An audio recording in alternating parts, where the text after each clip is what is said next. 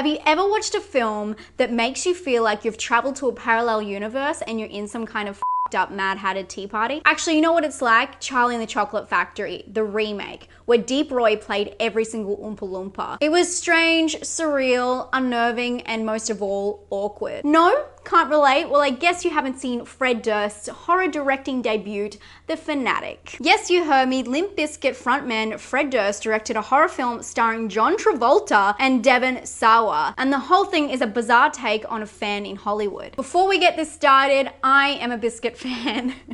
I know, I'm admitting it. I'm a huge Travolta fan and I'm a Sawa fan, of course, being a horror lover and especially a huge fan of horror from 90s, early 2000s, where he was just everything. So when I heard about this film, I was really excited, a little bit cringing, but excited, and things did not go well. Travolta plays Moose, a man who has a deep love of Hollywood and feels a connection to actor Hunter Dunspa. After Moose has the opportunity to meet Dunspa, he's left feeling the need for a stronger connection and continues to stalk the actor and cross every boundary. Moose obviously is the main character in this film, and I cannot talk about this film without talking about the situation it implies. And I'm not going to walk on eggshells this time. We need to talk about this. I've spoken to a lot of you over the years, and I know a lot of you live with Asperger's or autism. And the main character of this film, Moose, is also on the autistic spectrum. I would not be talking about this if it was not a considerable part of the plot of the film.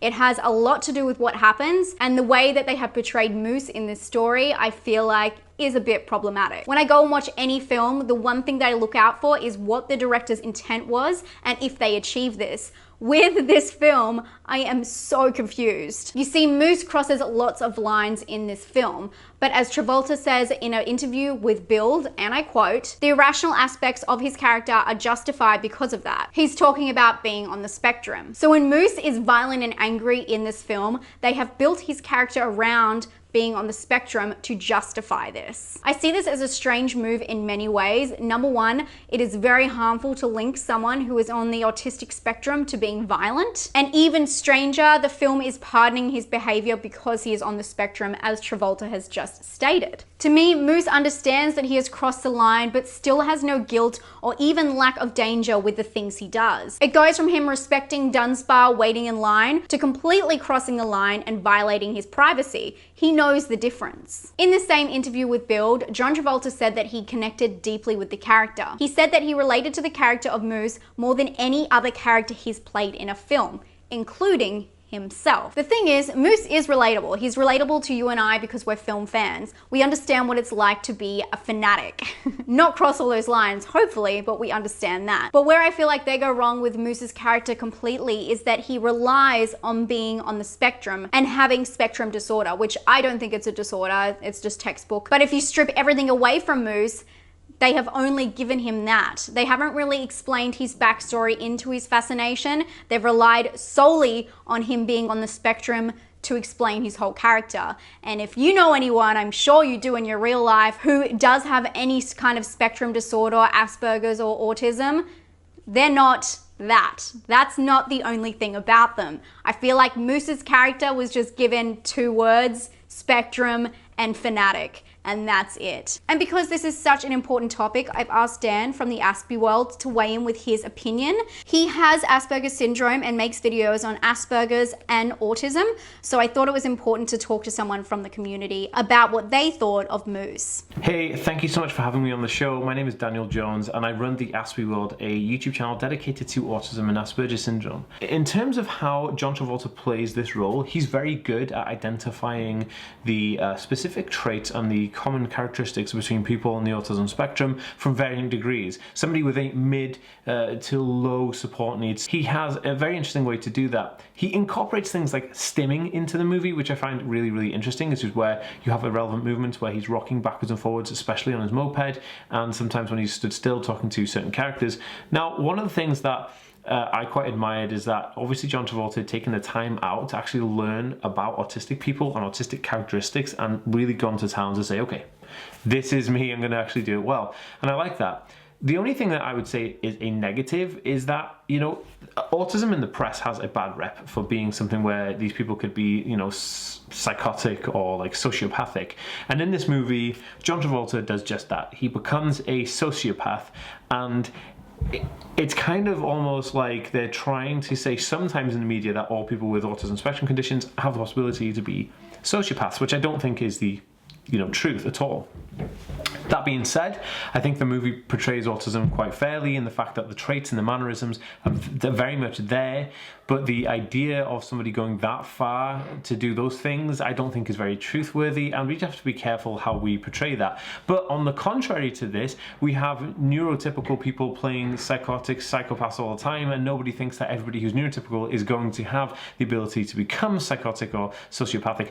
But I think the difference is, you know, the autism, like neurodivergency, those people are the minority. They're trying to say that minority groups like this could be problematic to society, but on a whole I think it was very good. Look, the character displays a lot of really interesting traits. The whole obsessive interest and the entire kind of like submerging his world into his work, which is collecting autographs and things like that, that is very, very common for people on the spectrum, and is very appropriate for people like that, especially his age and his lifestyle. Very fitting and very relatable, apart from the sociopathic tendencies, again, which I don't think are justified, but it is what it is. I hope that this information lends some help to this understanding of the character within the movie. Thank you so much for having me on the show. Enjoy the rest of the video. To be fair on the film, not only does Moose have a really light background, but also Dunspa lacks any depth. And to add to that, the story is extremely straightforward, painfully. In fact, brace yourself because we're gonna go a little bit further into this parallel universe. I can name several more compelling Stalker films than this, but I can also name